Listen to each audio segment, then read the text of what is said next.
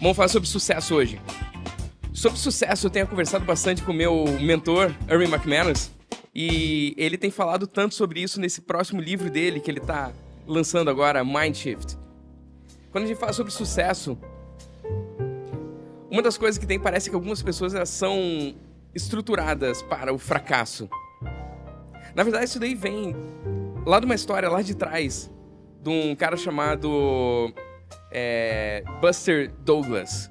Ele era um boxeador. Se você for da minha idade, você vai saber quem que era o Buster Douglas. Ele foi o primeiro cara que derrotou o Mike Tyson, que era o grande lutador. Ele era indestrutível, ele destruía os oponentes deles em segundos. E de repente apareceu esse James Buster Douglas e do nada ele nocauteou Mike Tyson. E passou um tempo, ele foi defender o título dele contra Evander Holyfield.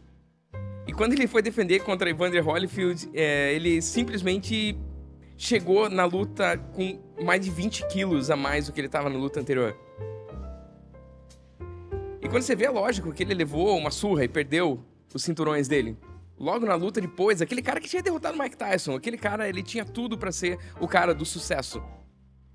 Mas um radialista que ficou muito famoso nos Estados Unidos, ele falou que algumas pessoas simplesmente não estão estruturadas para o sucesso. Algumas pessoas estão estruturadas para o fracasso. Falando nesse tipo de coisa, eu chamei convidados incríveis e cada um deles, a vida me conectou através de situações muito fora do comum. O primeiro que eu quero chamar aqui pra gente dar um oi, eu tava conversando na internet com um cara que é meu grande amigo, um pintor muito famoso e um grande pastor, um grande pregador de Kuala Lumpur, na Malásia.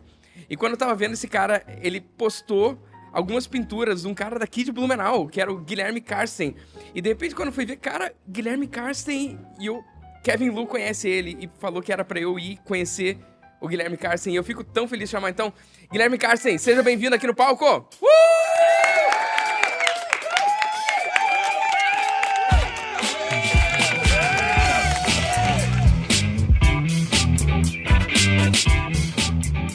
Bom dia. E daí? Tudo bem?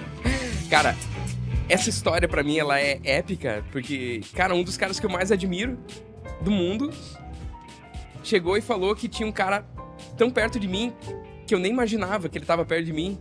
E, na verdade, tipo, a gente tem, às vezes, uma dificuldade enorme de reconhecer grandeza em quem tá próximo. Sim. E a gente tem uma facilidade em reconhecer grandeza em quem a gente não tem relacionamento. Às vezes a gente projeta que os nossos relacionamentos... Se eu fosse amigo daquelas pessoas que estão tão distante, que tá nos Estados Unidos, que tá na Inglaterra, que tá na França, na Suíça, daí seria legal e a gente não percebe o que tá acontecendo ao nosso redor. Dá um oi pra audiência aí, cara. Oi, gente. Pra que câmera eu olho? Qualquer uma dessas todas. Aqui. Oi, bom dia, gente. Tudo bem? Cara, é um prazer estar aqui. Eu fico muito feliz pelo convite. E essa nossa história de como ela aconteceu é realmente surreal. Quando o Kevin falou, não, tem um amigo teu, acho que da tua cidade. Eu falei, não, tem uma pessoa da tua cidade. Eu falei, como da minha cidade? E foi incrível. Eu não sou de São Paulo. Não sou de São Paulo, exatamente, não sou de São Paulo. Mas fico muito feliz e que a gente possa trazer insights sobre sucesso, sobre querer sucesso, sobre precisar de sucesso, sobre usar o sucesso, quando o sucesso usa a gente, né? Tipo, a gente consiga extrair algumas coisas legais nisso. E teve outro cara, que uma vez eu consegui marcar, um cara que eu sonhava conhecer, chama Stephen Webb. Ele era um grande plantador de campos da Elevation Church nos Estados Unidos e um cara desafiador, um cara que não tem muita papa na língua, assim, eu adoro gente desse tipo. Ainda bem que não é todo mundo assim. Mas, tipo, quando o cara é desse jeito e o foco dele é a pessoa que tá ouvindo e não o próprio ego, ele se torna uma pessoa incrível, assim, ele se torna uma pessoa que você quer ter na tua equipe.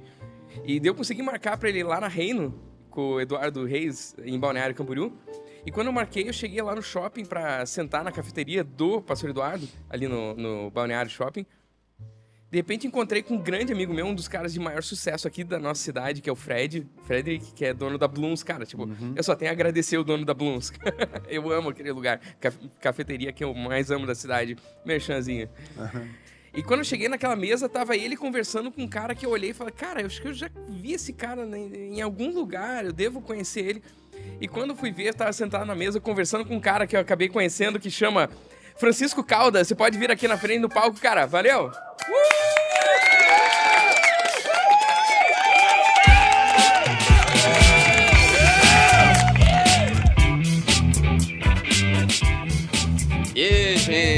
Um monte de câmera aqui. Cara, de repente, quando eu fui ver, eu cheguei pra ele e falei, cara, eu acho que te conheço, porque eu sou péssimo em nome pra todo mundo. Minha pior atributo de liderança é lembrar nome de pessoas. Cara, é caótico. Já aconteceram as piores coisas pra eu não lembrar de nome. Mas então, eu tô acostumado a não lembrar de nome de pessoas. Eu olhei, cara, eu acho que eu te conheço em algum lugar. Dele olhou, deve ser da internet. Eu falei, da onde que é da internet, né, cara? Cara, eu sentei e conversei e o Fred falou, cara, vocês tinham que começar a trabalhar junto. Cara, o Fred na nossa frente, ele falou aquilo ali. E depois que eu fui ver, cara, eu conhecia ele, assim, ele me chamou pra falar num evento com ele no Stein Office. E quando eu falei ali no hospital que eu tava indo lá, eu falei, vou com esse cara aqui, eu vou conversar com ele aqui lá no Stein Office. Cara, todo mundo da enfermagem conhecia ele. Eu falei, cara, que isso? Da onde que esse cara apareceu, né? Francisco, dá um oi pra galera e se apresenta aí um pouquinho. E aí, galera? Essa é a minha câmera? Essa é a minha câmera? Essa daqui vai ser a principal pra cortes. Essa daqui é da live, né? Essa daqui é pra corte. Gente, muito obrigado, Léo, pelo convite. Já vou chamar de Gui já. Ótimo. Léo, Gui, muito obrigado. É muito bom estar aqui com toda a sua equipe, todo o pessoal da Pixel. É maravilhoso ver esse projeto que eu acredito que Deus já tinha colocado no seu coração há um bom tempo. Você é um ótimo comunicador, você é um cara que extrai muito ouro do coração das pessoas, então a gente precisa ter pessoas assim ao nosso lado que extraem o nosso melhor. E minha história assim com você, desde que eu te conheci, Deus tem me revelado e eu tenho aprendido muitas coisas. Acredito que a sabedoria, assim como Salomão, ele sempre se encontrava com muita gente que sabia muito, né? Vinha gente de todo lugar do mundo, os especialistas, e conversava com Salomão. Então eu vejo você como um cara muito sábio, muito inteligente, que tem uma cabeça, assim, fora da curva, fora do padrão. Poucas são as pessoas que eu converso e tem uma mentalidade que eu fico de boca aberta, porque eu nunca ouvi. Às vezes você encontra um cara inteligente, você já ouviu as coisas que ele fala, mas você é um cara que, geralmente, quando abre a boca, são coisas que eu nunca ouvi.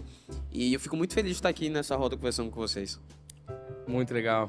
A primeira coisa que eu queria trazer sobre sucesso, que quem sabe seja por causa de uma maneira que eu vejo isso, né? O Gui tem sido convidado no mundo inteiro para vários lugares para apresentar sobre livros. Eu amo About a Song. Esse aqui que tá em inglês já, né? Tem quantas línguas que tem nos seus livros?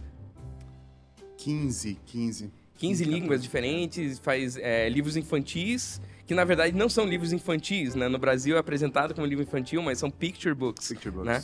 E são livros que... Por isso que lá fora você é mais conhecido do que aqui dentro, porque lá é um mercado mais acelerado. Tem os dois lados, assim, né? Eu estou reconhecido no Brasil porque a língua nativa, né? Então tem um bom reconhecimento, mas lá fora tem feito um relativo sucesso. Sucesso é a palavra. É legal.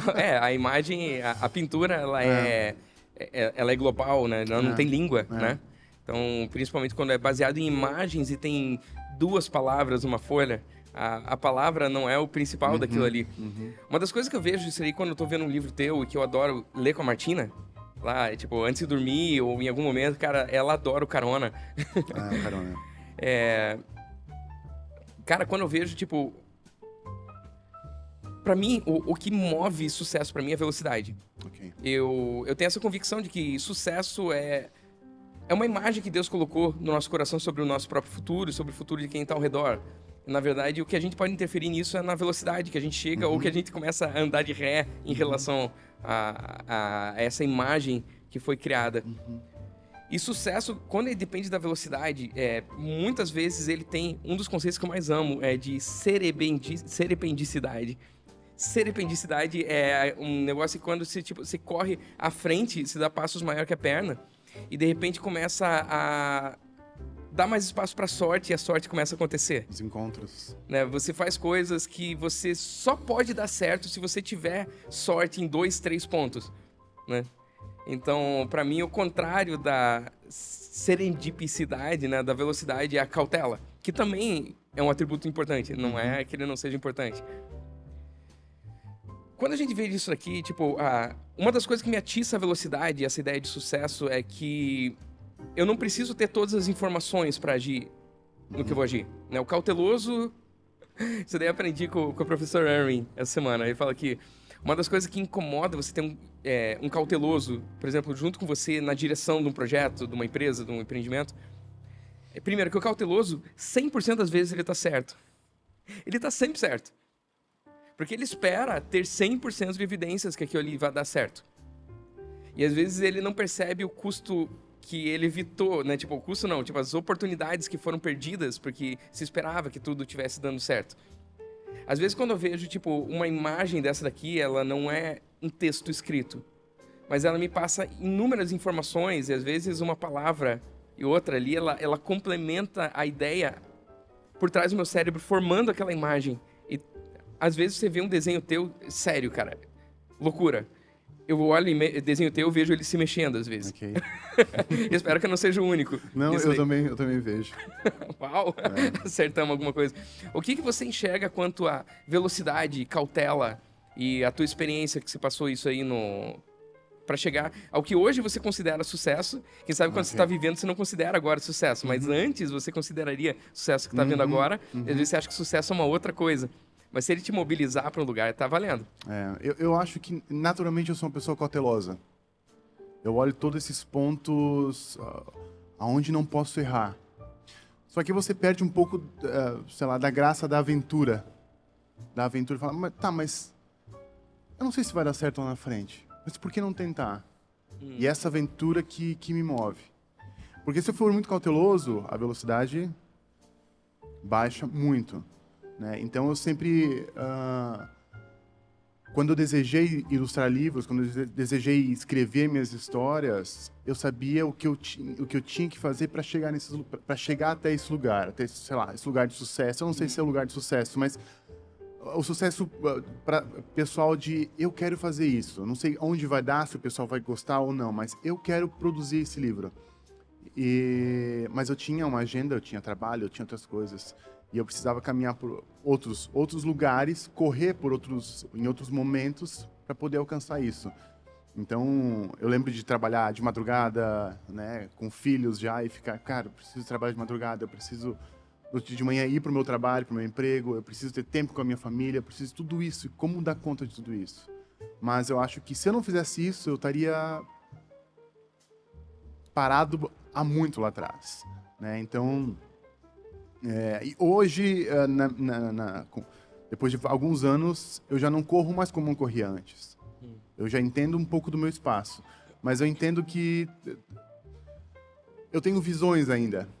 Eu tenho visões de, eu quero chegar até esse lugar, até aquele lugar e tal. E aí eu entendo o meu corpo, a minha mente, a minha estrutura familiar, agora, que é mais complexa do que era há 5, 10 anos atrás.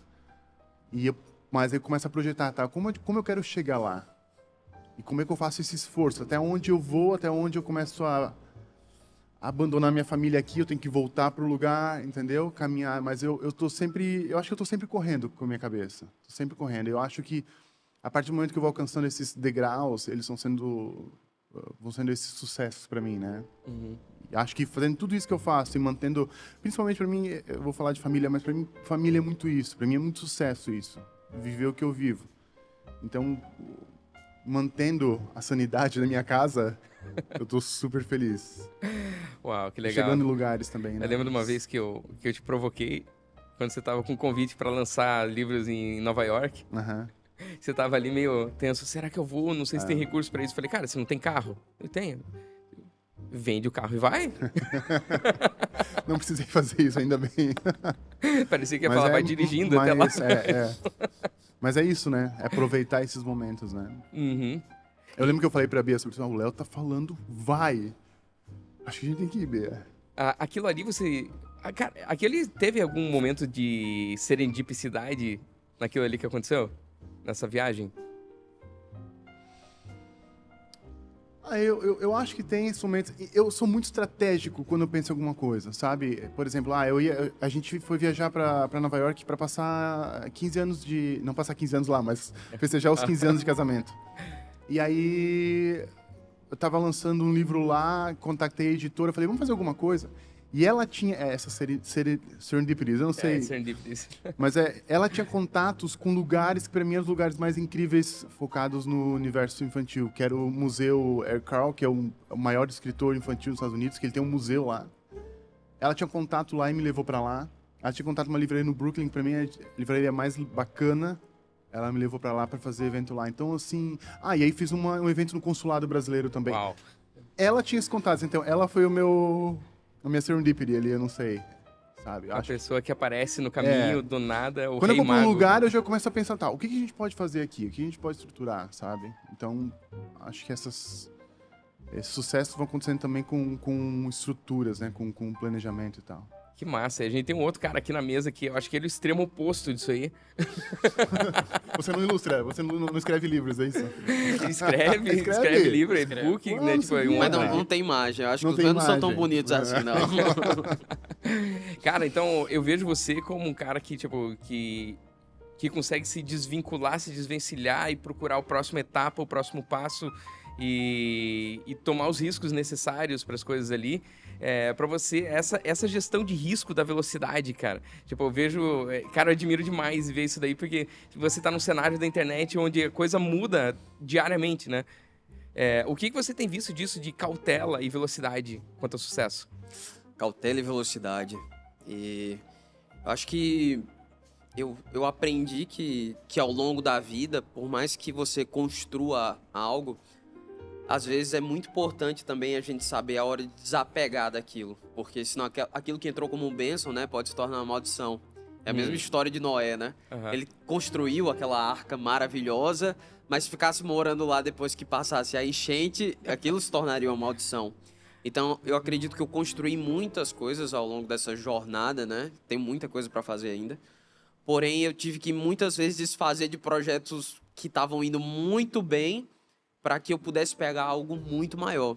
Então, a minha vida é toda pautada em construir coisas e também saber abandonar essas coisas que eu construí com muito esforço para pegar coisas ainda maiores. Então, se eu pego todo o meu trajeto, a quantidade de profissão que eu já tive, quantidade de coisa que eu já mudei, assim. E na internet, eu acredito, se eu pudesse dar uma receita simples para qualquer pessoa que quer funcionar na internet, cenário. Cenário, você tem que ter o mesmo cenário sempre que você vai aparecer. É basicamente uma identidade visual. A questão da constância, que é postar todos os dias no mesmo cenário, na mesma hora. E assim, você não se preocupar com a visualização. Você se preocupar só em olhar como você pode melhorar de um dia para o outro aquele seu vídeo. Então, nunca é tarde, eu acredito, para entrar na internet. Hoje, com 7 milhões de seguidores, assim, em todas as redes sociais. A Catarina também, né, que é minha mulher, com mais 7 milhões ou 8, talvez. É sempre a mesma coisa. A gente vê que nada muda, tudo se repete. Vai ser sempre essa questão do cenário, da constância e mudar ali de um dia para o outro. Então, muitas vezes a pessoa, nossa, eu tô velho demais, eu tô muito atrasado. Se tem uma coisa que hoje em dia as pessoas não fazem é ter constância nas coisas que elas começam. Então fica muito fácil você chegar atrasado e passar todo mundo, porque elas param na metade do caminho. Elas param por conta daquilo que elas enxergam, elas não têm mais... Eu não sei se antigamente tinha mais, mas não tem essa fé de fazer as coisas sem enxergar. Então, se você der o seu melhor naquele momento... Eu tava até olhando, mudei o cenário, coloquei umas roupas mais sociais, de terno e tal, pra gravar, e tava olhando. Eu falei, cara, será que isso vai funcionar? Mais de 1 milhão de visualizações. Então, se der certo, né? O cauteloso fala assim, cara, tem tudo pra dar errado, por isso, por isso, por isso. Mas se der certo, aquele 1% de chance de virar. Eu acredito muito desse 1%. Cara, E é uma gasolina isso, né? É um combustível, né? Se der certo. E deu. Eu acho isso assim, o incerto é tão legal. nossa, eu amo. Nossa, eu, por outro lado, eu cheguei a sucesso numa carreira extremamente conservadora, que é a medicina, né? Então, eu que tenho um perfil inovador, eu tenho um perfil de risco, mas eu convivo com a necessidade de cautela dia e noite, porque, tipo, o meu serviço é cautela, né? Ele é cuidar, ele é ficar em cima, ele é estar de olho, ele é, tipo, às vezes se espertar com um processo, alguma coisa que tá acontecendo no paciente ali que eu tô anestesiando. E, cara, é uma profissão onde tudo tem guideline, cara. Tipo, você não faz o que você quer, né? Tipo, tudo tem um processo já feito, e qualquer coisa que você queira fazer novo, tem uma linguagem para isso que chama metodologia científica. Você tem que fazer uma pesquisa para poder avaliar se aquilo ali vale a pena ou não ser feito. E tantas vezes eu vejo oportunidades gigantes que se apresentam na minha frente, assim, e que eu preciso me dedicar naquilo. Às vezes eu vejo, tipo, eu tô com umas 7, 8 frentes de coisas diferentes que eu tô fazendo. E, na verdade, a medicina, ela entra com um negócio que é o paycheck. Ela entra, tipo, eu recebo muito bem por mês para fazer o que eu faço. Na prática, eu tô numa posição onde a grande maioria das pessoas, tipo, se ele chegou ali, ele fica quieto, ele não fala nada, ele exime suas opiniões, as coisas, ele só quer manter dali para frente. E acho que, às vezes, o maior inimigo do grande sucesso é o pequeno sucesso. Então, quando a gente vê, por exemplo, a gente tá numa cidade que, tipo, ela é arrojada, é inovadora, mas é uma cidade pequena, ela não é uma cidade exposta à mídia, mas volta e meia aparece na mídia. Não sei por que a mídia gosta tanto de Blumenau, seja por causa de enchente ou por causa de alguma tragédia que acontece aqui. Às vezes a qualidade de vida é tão boa aqui que invejosos adoram quando alguma coisa ruim acontece por aqui e aquilo lá sai na mídia. Mas não tem essa expressividade, assim. Eu vejo tanta gente aqui na nossa cidade que tem um nível intelectual altíssimo, mas altíssimo mesmo, sabe? Tipo, ele não quer ir para o Rio de Janeiro, não quer ir para Recife, para Fortaleza, para São Paulo, nem para Floripa, nem para Balneário, né? Vai para Balneário Camboriú no fim de semana. Mas às vezes eu fico vendo nisso daí, tipo, se eu não tivesse essa estrutura financeira que eu tive no sucesso em medicina, eu não conseguiria dar vazão para outros sonhos que eu tive, que eu tenho e nos quais eu invisto. E às vezes eu fico pensando nisso daí, tipo, você pareceu falar bastante sobre isso daí, tipo, sobre o pequeno sucesso ser um inimigo do grande sucesso, né? Que você tem que se desapegar e enxergar as oportunidades maiores que são sempre no risco, né? O que você viu mais que você teve de histórias recentes, assim, de que um sucesso grande possa ter sido atrapalhado por causa de um sucesso que estava acontecendo? Pegando o gancho da oportunidade, só para não esquecer, eu vou dar um exemplo simples. Eu gosto de exemplo do dia a dia, porque as pessoas se conectam muito. Então, ontem, por exemplo, a gente estava gravando um curso lá em Balneário, na frente de um prédio, né, que a Catarina escolheu por causa da arquitetura. Ela viu um prédio todo bonito lá. E a Catarina, ela é tipo assim, vamos fazer e se alguém reclamar, a gente para. É tipo isso. Ela é isso. E eu fico, nossa, alguém vai chegar aqui, vai mandar a gente parar. O que é que você tá filmando na frente de um prédio, né? Alguém vai chegar. E eu todo tenso ali e tudo mais. E a gente passou, acho que umas 4 horas gravando. No final, chegou o porteiro e falou assim, você não pode gravar, mas já tinha gravado tudo. E aí, às vezes, a gente fica assim, nossa, eu quero fazer um negócio, mas alguém vai reclamar, alguém vai vir falar comigo, alguém vai vir com uma mensagem negativa e a pessoa corta todos os seus sonhos de uma forma muito rápida. Então, assim, eu acho que todo mundo deve aproveitar a oportunidade até alguém chegar e falar assim, pare. E aí, depois você vê como é que você vai fazer. Porque, às vezes, a gente deixa de fazer algo porque a gente já fica assim, vão reclamar, não pode fazer isso. Isso daqui não dá, isso daqui não deve. Em relação ao que você falou de grande sucesso, largar e trocar, eu vou dar um exemplo simples antes de vir pra... Eu vim pra Blumenau pra passar 2 meses. Eu tava morando em Maceió, eu morava em Maceió, sempre morei em Maceió. E eu criei todo o meu estúdio, eu construí todo o meu estúdio, gastei muito dinheiro lá dentro. Todo cenário, eu fiz tudo do jeito que eu sempre sonhei, do jeito que Deus sempre me mostrou. E eu construí ali pra eu gravar. E foi ali que veio basicamente 90% dos meus seguidores.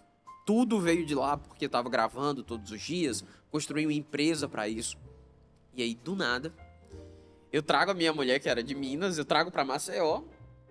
Ela não queria ficar em Maceió porque Deus tinha colocado no coração dela que ela teria que ir pra São Paulo.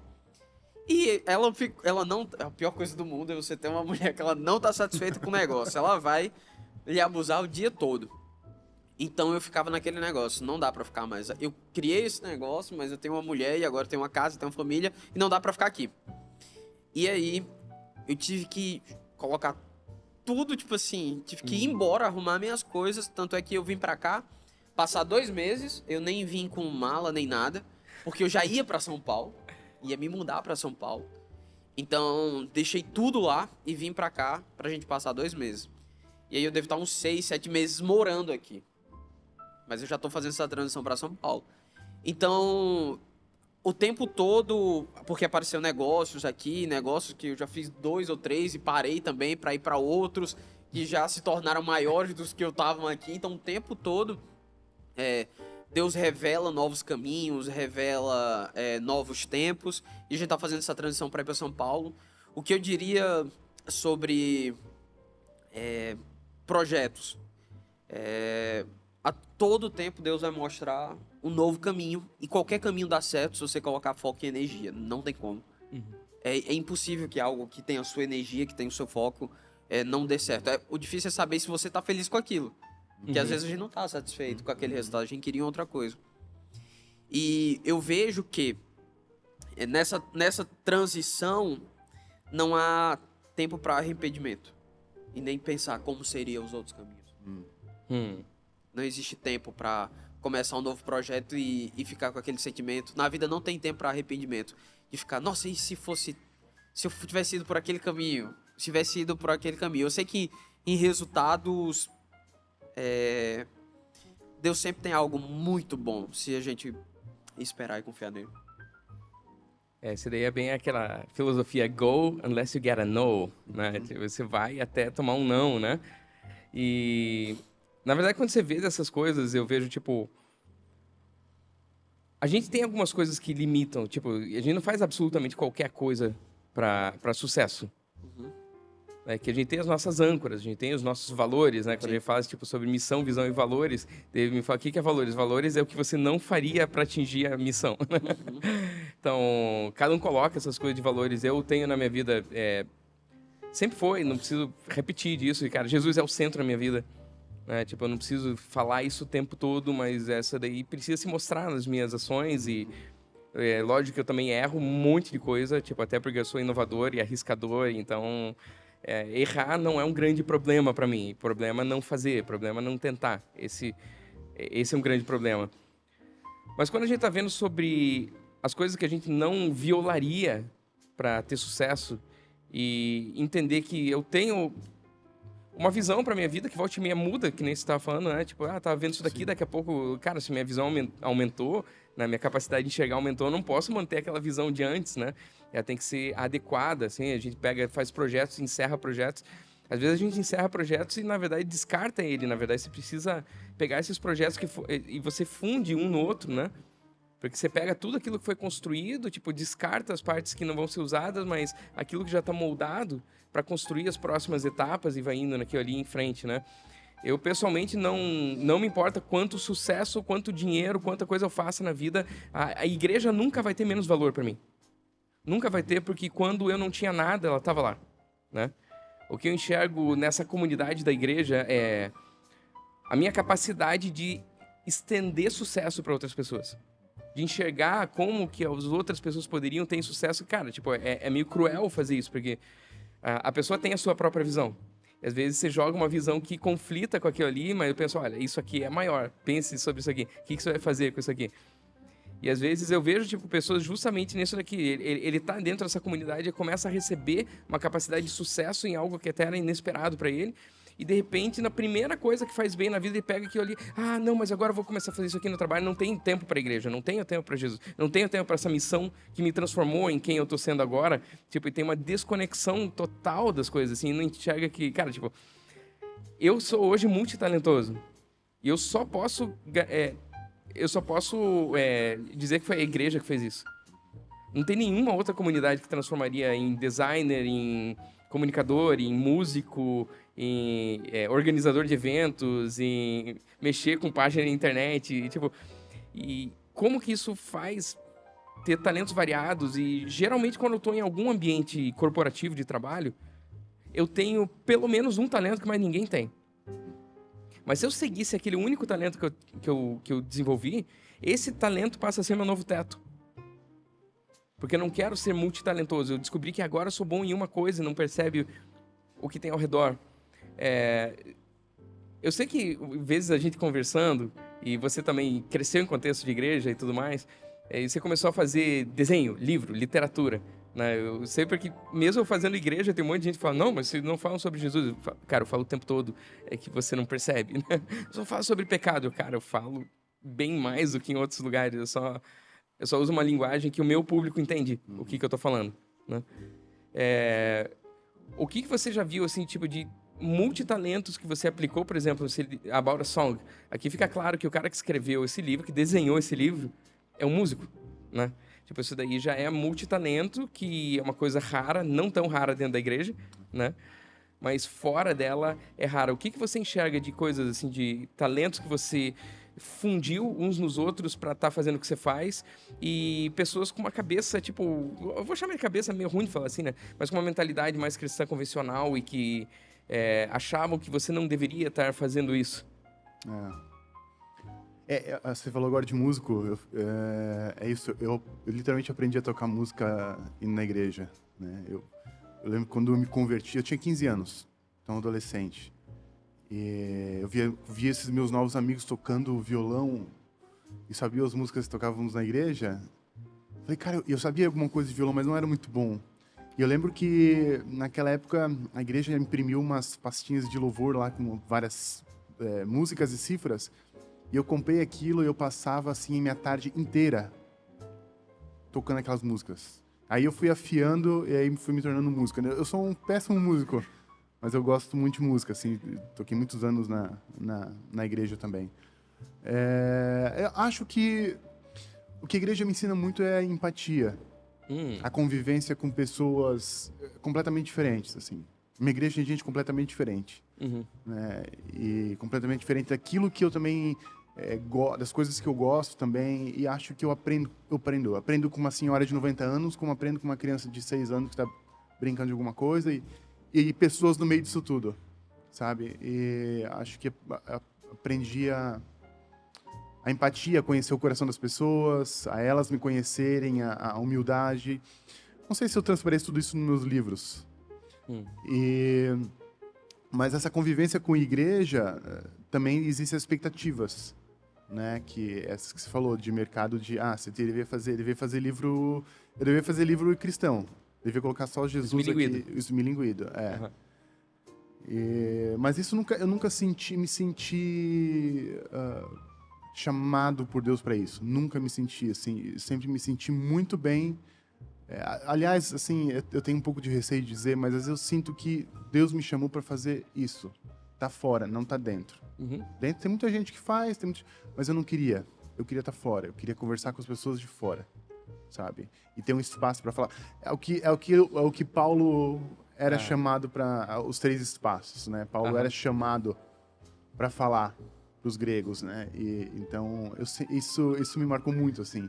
Cara, eu quero ser chamado, que as pessoas me chamem para falar da minha arte. E reconhecer o meu trabalho. E ali eu posso conversar com pessoas, eu posso conversar de uma forma mais pessoal com pessoas. E já tive algumas conversas sobre fé com algumas pessoas que eu acho muito interessante. É ali que eu me sinto mais agradável. Porque de outra forma, dentro da igreja eu não conseguiria atingir essas pessoas. Entendeu? É um caminho meio estranho, assim. Eu fico com medo, mas eu falo, não, mas é aqui que eu me sinto bem ao mesmo tempo. Que legal, cara. É muito bom. Na medicina, eu vejo inúmeras oportunidades para falar dessas coisas também. E para aproveitar a minha parte em anestesiologia, falar sobre consciência humana, e dentro de consciência humana, falar sobre espiritualidade, sobre existência, vida, né? E em assuntos que eu gosto, assim, vai fundo naquilo ali. Quando eu vejo com o Francisco, eu vejo que na internet, tipo, ele fala muito sobre relacionamentos, você fala muito sobre relacionamentos. Tipo, você se especializou no tema mesmo, assim, né? Tipo, tá sempre atualizado, vendo que ali. E eu vejo que você participa dessa conversa que a internet promove, né? Tipo, você sempre tá nos mesmos temas, nos mesmos tópicos e trazendo o teu ponto de vista naquilo ali que, eventualmente, tipo, o algoritmo impulsiona e você pega, né? Tipo, porque a gente, na internet, querendo ou não, a gente serve ao algoritmo, né? O orgânico, ele sempre existe, mas ele acaba perdendo para aquilo que é impulsionado para as pessoas, né? A gente usa isso daí. E você usa bastante o nome de Jesus no que você está falando, né? Você usa o conceito bíblico, o texto bíblico, e o teu público é diversificado. O teu público não é o crente, né? Não é. E quando você falou assim, tenho esse chamado para falar com as pessoas de fora, eu acho que até quando a gente só fala pra quem é de dentro, eu acho que é isso que atrasa a vinda de Jesus. Porque se você só fala com quem tá dentro, ir de pregar, né, aos 4 cantos do mundo, não tem como se você não fala com os de fora. Às vezes você tá tão obcecado, você tá tão alienado a falar só com quem tá dentro, que você não consegue espalhar a mensagem de Jesus pra fora, e isso atrasa a volta dele, porque todo mundo precisa ouvir o nome dele. E quando você fala assim, você sempre tá falando ali o nome de Jesus. Eu tenho certeza, as pessoas não me ouviriam se eu não falasse de Jesus. Uau. Não me ouviriam. Então, eu lembro que eu cantava forró, né? Eu cantava forró. Eu tive vários ápices, assim, de dizer assim, pô, agora eu vou fazer sucesso. Sabe quando você tá indo ali e aí tudo desmorona? E eu lembro que eu parei tudo porque minha mãe me levava pra igreja quando eu era mais novo. Mas teve um momento da minha vida que eu falei assim, não dá. Eu comecei a ter uma crise existencial do sucesso que eu nem tinha, a fama que eu nem tinha. Eu ficava pensando assim, tá, eu tô aqui, acordar de madrugada, tô indo fazendo show, mas e se eu alcançar esse sucesso? Imagina 30 dias dentro de um ônibus de madrugada, pra cima e pra baixo. Eu vou estar com o dinheiro no bolso, mas como é que eu vou gastar isso? Eu ficava me perguntando, eu comecei a enlouquecer sobre esse sucesso. E aí eu começava a fazer o show ali, e eu via assim, 15 mil pessoas. 15 mil pessoas levantando garrafa de bebida. Eu vi o povo traindo, eu vi o povo usando droga, fumando, eu vi uma loucura. E eu era o maestro daquilo tudo. E eu falava, levanta o copo, e todo mundo levantava o copo. Grita, e todo mundo gritava. E eu orquestrava aquele negócio, eu comecei a ficar maluco, né? Aí chegou uma hora que eu falei assim, eu não vou fazer mais isso. Aí eu falei assim, Jesus, se você me deixar pobre, eu vou ficar bastante chateado com você. E eu larguei tudo. Fiquei sem nenhum real no bolso. Aí eu fui ser locutor de rádio, gospel. Eu fiquei lascado, assim, eu fiquei pobre mesmo, tá perguntando. Eu não tinha um real no bolso. E aí eu fiquei ali. E eu disse, meu Deus, o que eu vou fazer da minha vida agora? E eu lá... via todos os pastores da rádio que eu tava lá pregando, todo mundo pedindo dízimo, oferta, e eu fazia, eu não vou pedir isso, eu não vou pedir. E eu ficava só orando pelo povo, 1 hora, orando. Meu programa era cheio de ligação, porque todo mundo ficava ali me ligando, me pedindo ali, e eu tomei oração, e nada de pedir dinheiro pra ninguém. E cada dia mais liso, sem nenhum real no bolso. E aí, eu disse, meu Deus do céu, deve ter outro caminho, né? Eu não vou ficar pedindo dízimo nem oferta. E aí, o que eu fiz? Eu comecei a estudar muito, muito sobre desenvolvimento pessoal. E, cara, eu lembro que comecei a fazer live 4h57 da manhã. As minhas lives começaram a bater 2.000. Teve dia de bater 5.000 pessoas na pandemia. 4h57 da manhã. E eu lancei meu primeiro curso. Quando eu lancei meu primeiro curso, que foi o Código Borboleta... Minto, o meu primeiro foi Identidade, foi um fracasso. Foi um fracasso, foi horrível, não acho que foi bom não, foi péssimo. Eu falei assim, não, agora eu tô lascado de vez, não vai entrar dinheiro não. Desistiu, né? Não parei. Entrou, acho que 8 pessoas, assim, foi muito ruim o negócio, não deu nem pra pagar nada, deu pra pagar nada. E aí o segundo, quando eu fiz o segundo, que a live tava bombando, assim, sei lá, tinha umas 3.500 pessoas ao vivo, foi um negócio assim, 4.000 pessoas. Num sábado de manhã. Fiz tudo errado.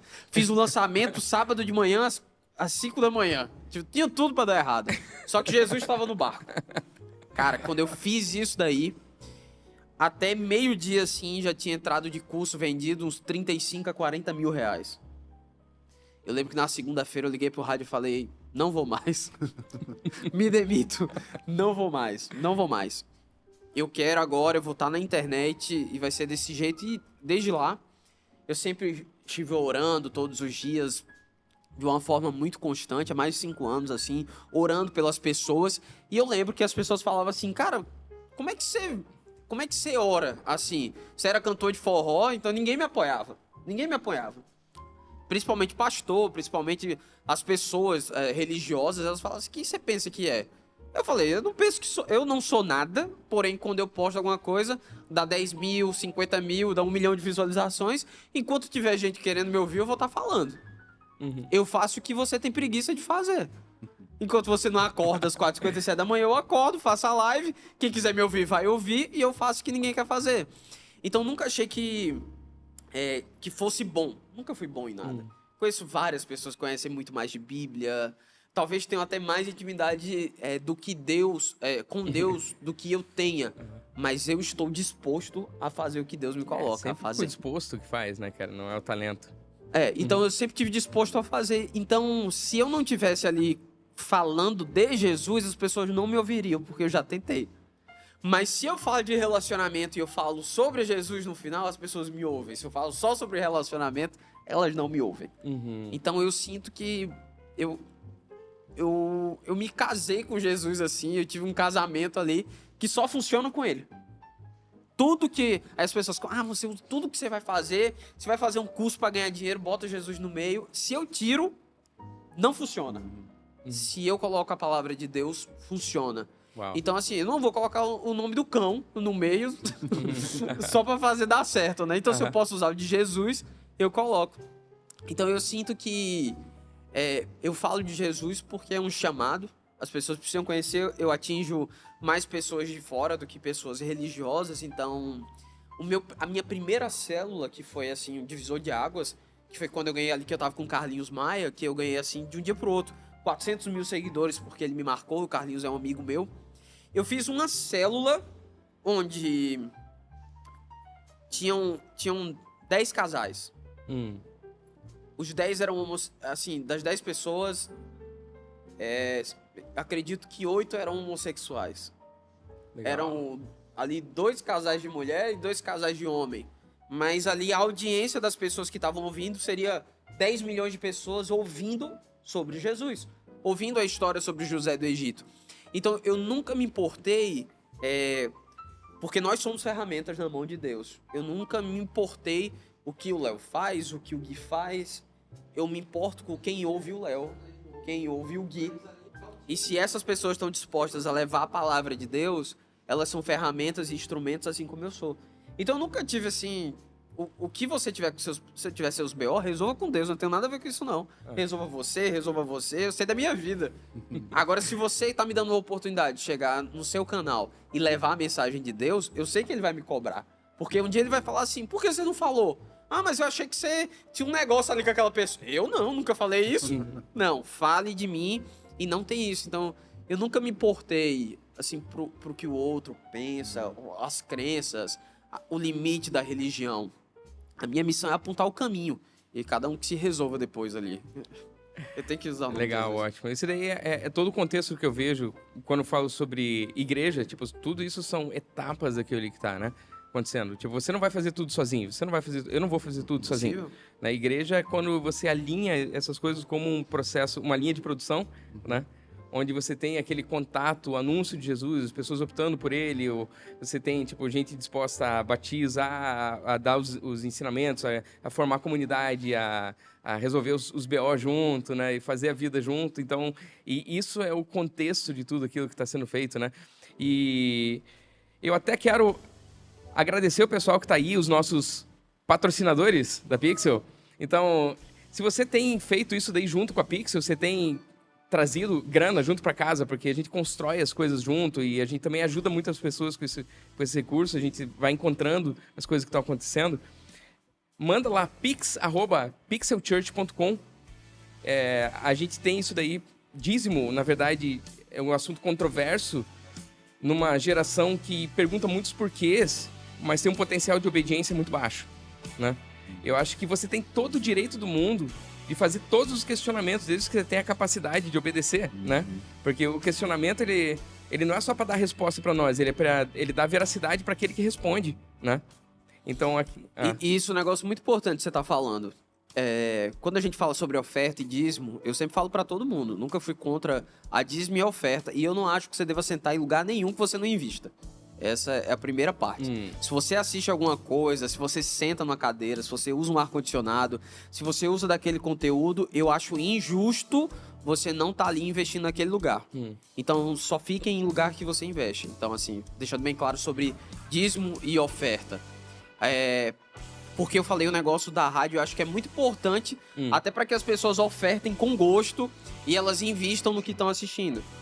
Então, você pega aqui conteúdos... Exemplo de pessoas que dão mentoria, por exemplo, dão mentoria de 5, 10K. Então você pega o Léo, que tem todo esse conhecimento, o Gui, você pega esse negócio, você usa na sua vida, você prospera. Só que a gente não pode ter aquele sentimento de que eu sugo e não entrego nada. Então existe essa questão da troca. Quando há troca, existe investimento e você vê o lugar crescendo, é super válido isso. Uhum. É isso daí, então. Então, eu acredito nas bênçãos que envolvem isso aí tudo. E eu participo nisso na minha vida. Eu fiz. Então, isso que eu incentivo é pix@pixelchurch.com. Você não tem uma igreja tua que você vai, você está vendo isso daqui, invista por visão. Veja o futuro que você está construindo através daquilo que está fazendo. Tipo, não só um lugar aleatório. Essa é a minha maneira de enxergar, né?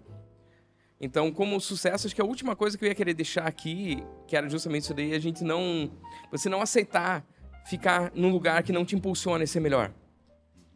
Sempre esteja cercado de pessoas que não estão tolerantes à pequenez que o sistema coloca na gente, né? Tipo, tem gente que gosta de você, que lembra de você de uma versão anterior, que não era tão bem sucedido e se achava tão mais à vontade perto de você ali, ao invés de se inspirar em você, essa dificuldade de se inspirar em quem tá perto e achar que se eu tivesse em outro lugar, se eu tivesse em Los Angeles, se eu tivesse em Londres, daí ia ser legal. Cara, lá essas pessoas que você admira, elas vão estar perto e provavelmente você não vai enxergar grandes coisas, porque aquelas que estavam longe agora estão perto, né?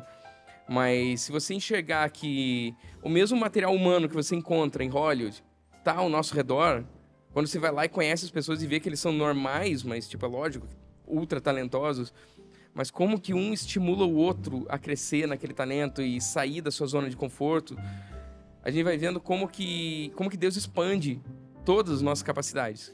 Ele destrói nossas limitações. Ele nos permite enxergar um ao outro. Então, para mim, toda essa velocidade do sucesso, ela está completamente enraizada na humildade. Não tem como você ser veloz sendo arrogante. Todo arrogante é lento, né? Uma das grandes dificuldades é você diferenciar o cauteloso do arrogante. E quando eu tô sendo cauteloso ou arrogante? Então, a maioria das vezes eu vejo, tipo, o meu desejo é que as pessoas que estão ao meu redor cresçam mais do que eu, humilde. Eu preciso ser o melhor da sala que eu tô, arrogante. Eu preciso encontrar salas e espaços e lugares onde tem pessoas, onde tudo que eu conquistei pareça pequeno. Isso é o que eu mais quero. E eu quero, participar de salas onde pessoas se inspirem vendo que uma pessoa normal faz outras coisas e atinge lá. Então, que a gente consiga construir essas comunidades que estão evoluindo as pessoas muito mais do que o mundo sequer tolera que as pessoas cresçam. Que elas cheguem em lugares altos e dinheiro não é o objetivo dela, é a ferramenta dela. Ela não se apega àquilo ali, ela não vai se moldar aos padrões do mundo por causa de dinheiro. Porque tem medo de perder dinheiro. Cara, ter medo de perder dinheiro... Acho que tem poucas coisas que são tão anticristãs do que ter medo de perder dinheiro. Isso é mamon, né? Isso sim, tenho medo porque... a hora que eu não tiver nada, pelo menos eu tenho dinheiro. Não. Eu cansei de não ter dinheiro na minha vida várias vezes. Alguém que olha pra mim agora, nesse momento, fala, não, isso é mentira. Conheço a minha vida antes de julgar. Nunca me faltou nada. Não é por aí. Então, eu acredito que Deus, assim como a parábola dos talentos, Ele investe naquele que se arrisca, Ele investe naquele que acredita. E tantas vezes aquele que é cauteloso, que guarda, que espera o melhor momento, ele considera que Deus é um Senhor mau, um Senhor severo. Então, eu economizei e guardei porque o Senhor é mau e briga com aqueles que não produzem, né? Então, tenham sucesso, busquem sucesso, mas entenda que isso é um caminho. E se não tiver um propósito, onde o sucesso é uma ferramenta para cumprir o propósito, o sucesso vai destruir você. O sucesso vai te jantar, vai te comer com arroz, vai acabar com você, vai sugar você e você vira um servo do algoritmo, você vira um servo do sistema financeiro, você vira um servo das carreiras onde você não pode mais ter opinião porque você já está num cargo tão alto. E se você acha que você está feliz porque você está ganhando bem, saiba que se a empresa precisar cortar alguém, muitas vezes eles cortam aquele que ganha bem, não aquele que não produz. É verdade, é verdade. Então, isso também não garante coisa nenhuma. Persiga aquilo que é eterno, persiga aquilo que tem valor e saiba que vai ter fases de sucesso, fases de pouco sucesso e o que importa são pessoas. Galera, valeu, muito obrigado, Gui. Valeu demais, cara. Francisco. Muito obrigado. Eu fico feliz disso daqui. Obrigado a cada um que está assistindo. Continua acompanhando as coisas da Pixel. Esteja se alimentando do que a gente produz e você pode ser aquele que está produzindo daqui a pouco. Até depois. Valeu. Nossa, muito bom que isso acabou. Mas,